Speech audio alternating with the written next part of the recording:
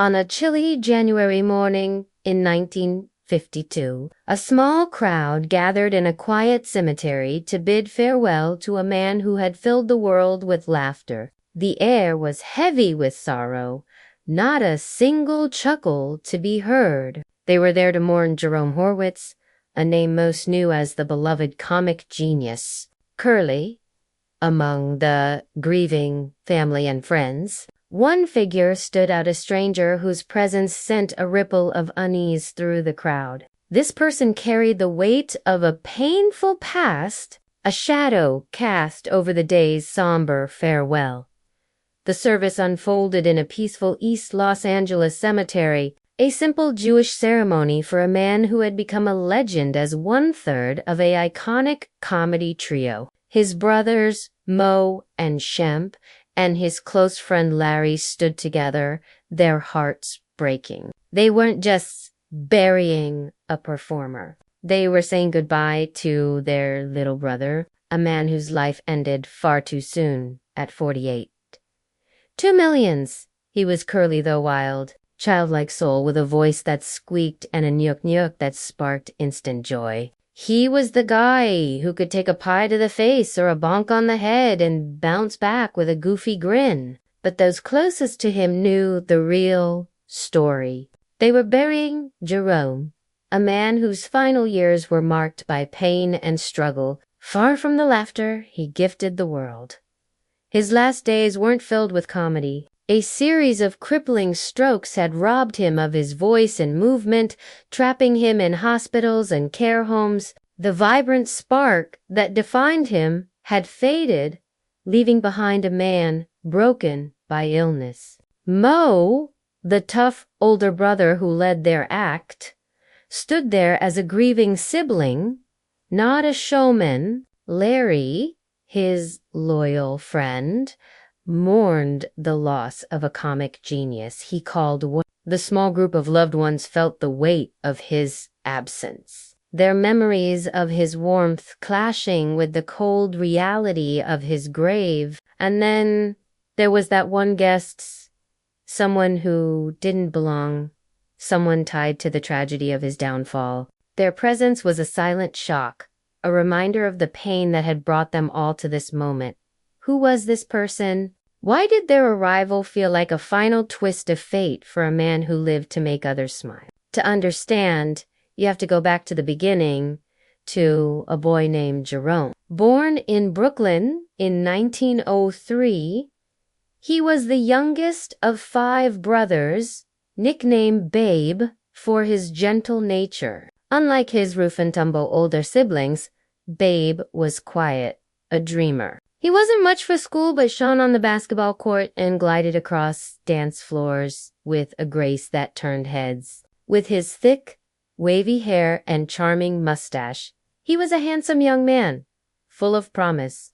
But a childhood accident changed him forever. At 13, while cleaning a rifle, it fired, lodging a bullet in his ankle. His brother Mo rushed him to a hospital, saving his life. But the injury left him with a frail leg and a lifelong limp. That limp became a secret he carried, one he'd later mask with a wild, exaggerated walk that became his trademark. As a young man, he watched his brothers, Mo and Shemp, find success in show business, performing in a comedy act with a man named Ted.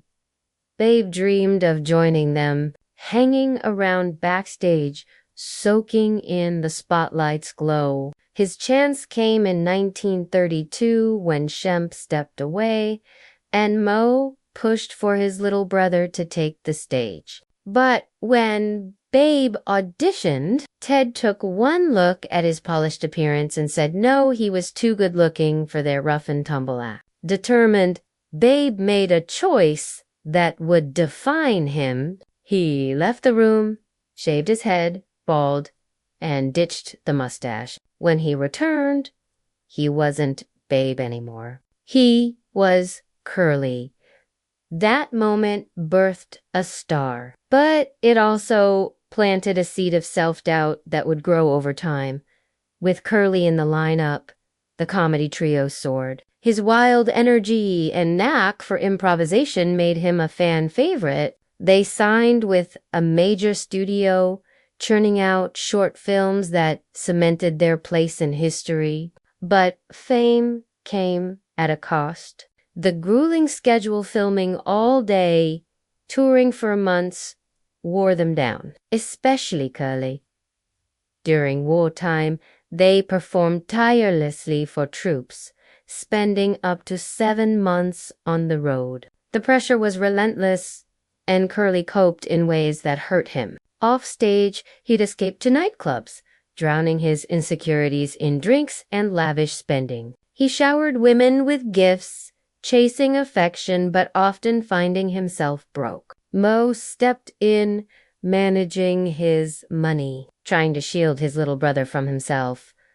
Curly's personal life was a whirlwind. A brief early marriage ended quickly, followed by another in 1937 to a woman named Elaine. They had a daughter, but the marriage crumbled by 1940.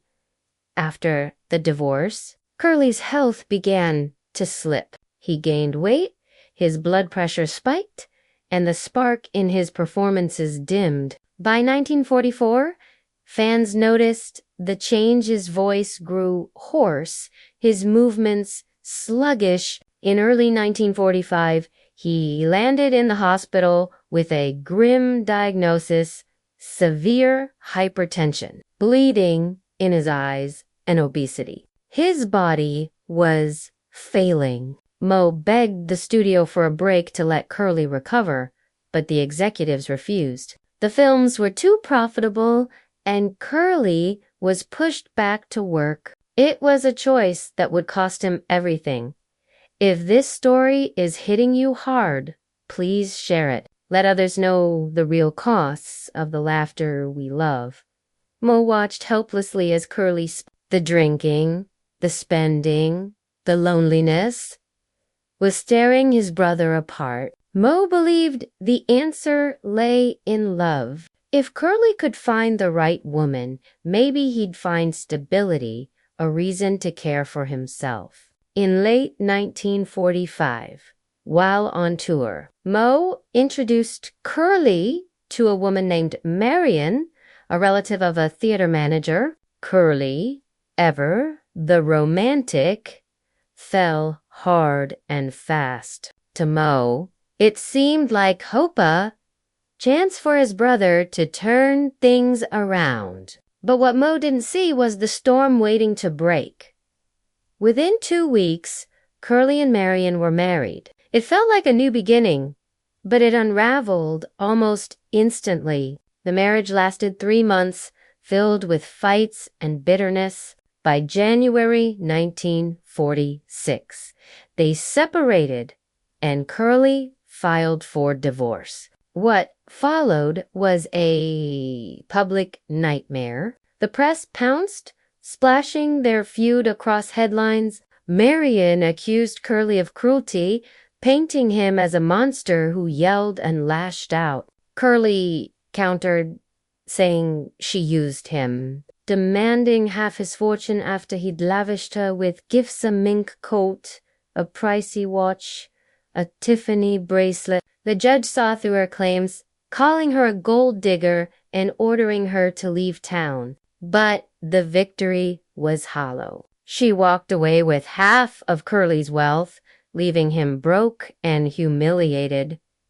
The toll was devastating. Curly's health, already fragile, collapsed. The divorce battle began in January 1946, and by May, his body gave out. On the set of a comedy short, he was a shadow of himself, weak, forgetting lines, barely able to move. Mo stood by, whispering cues, trying to keep him going. During a break, as the crew prepped for a chaotic pie-fit scene, Curly slumped in a chair. When it was time to shoot, he didn't move. Mo found him, head bowed, mouth twisted, tears streaming. He'd suffered a massive stroke. The crew carried on, filming without him, but the laughter was gone. That day, Curly's career ended. He'd never perform again. In the years that followed, Curly faded from the spotlight. Confined to hospitals, he fought to recover but never did. By January 1952, he was gone. At the cemetery, his family stood together, grappling with their loss. Moe, Shemp, and Larry mourned the brother and friend who'd brought so much joy. And then, there she was Marion, the woman who'd married him for 2 weeks, dragged him through a brutal divorce, and walked away with his fortune. The woman whose actions pushed him toward the stroke that ended his career and ultimately his life. She stood there, uninvited, a ghost from his darkest days. Why was she there? Was it guilt? A flicker of remorse for the pain she'd caused? Or was it something colder, a final claim on his story? No one knows. Her presence was a gut punch, especially for Moe, who'd introduced them, hoping to save his brother. It was a cruel reminder of a mistake that haunted him. For those who knew the truth, her arrival felt like a final wound to a man who'd given everything to make others laugh. Curly once said, with a heavy heart, that he'd never make kids laugh again. He was wrong. His comedy lives on, bringing joy to new generations. But Jerome Horwitz, the man behind the laughs, never found the peace he gave so freely. He spent his life chasing love, only to find heartbreak. That unexpected guest at his funeral was a silent echo of his pain, a reminder of the heavy price he paid to bring the world joy. If his story moves you, share it. Subscribe to keep these stories alive, and let's honor the man who made us laugh, even when his own heart was breaking.